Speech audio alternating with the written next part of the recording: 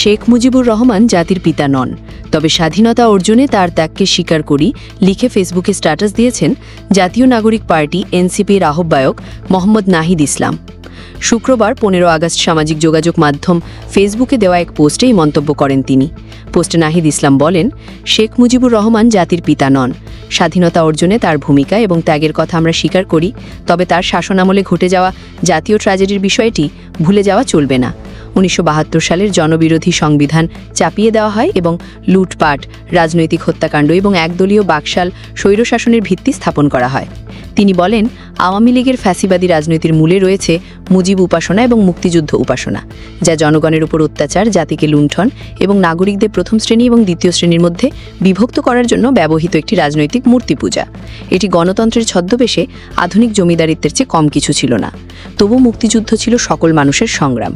তিনি উল্লেখ করেন, কয়েক দশক ধরে আওয়ামী লীগ বাংলাদেশকে তার পৈতৃক সম্পত্তি হিসেবে বিবেচনা করে আসছে, জবাবদিহিতা ছাড়াই শাসন করছে এবং দুর্নীতি ও দমনের প্রতিটি কাজকে ন্যায্যতা দেওয়ার জন্য শেখ মুজিবের নাম ব্যবহার করছে।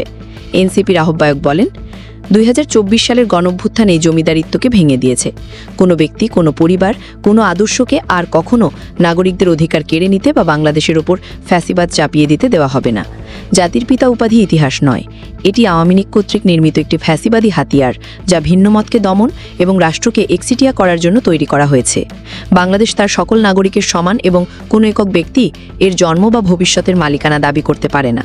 তিনি উল্লেখ করেন, শেখ মুজিব এবং মুক্তিযুদ্ধের নামে মুজিববাদ একটি ফ্যাসিবাদী আদর্শ।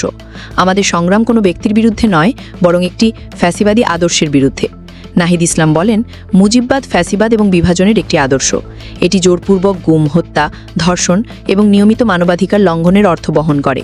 এর অর্থ জাতির সম্পদ লুণ্ঠন এবং তা বিদেশে পাচার করা। এর অর্থ ইসলামোফোবিয়া, সাম্প্রদায়িকতা এবং সংখ্যালঘুদের জমি দখল। এর অর্থ বিদেশি শক্তির কাছে জাতীয় সার্বভৌমত্ব বিক্রি করা।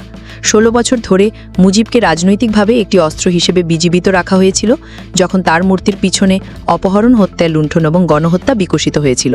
তিনি লেখেন, মুজিববাদ একটি জীবন্ত বিপদ।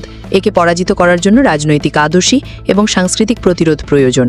আমাদের সংগ্রাম হলো একটি প্রজাতন্ত্র, সমান নাগরিকের একটি সার্বভৌম ডেমোক্রেটিক বাংলাদেশ গড়ে তোলা, যেখানে কোনো দল, কোনো রাজবংশ এবং কোনো নেতা জনগণের ওপরে দাঁড়াবে না।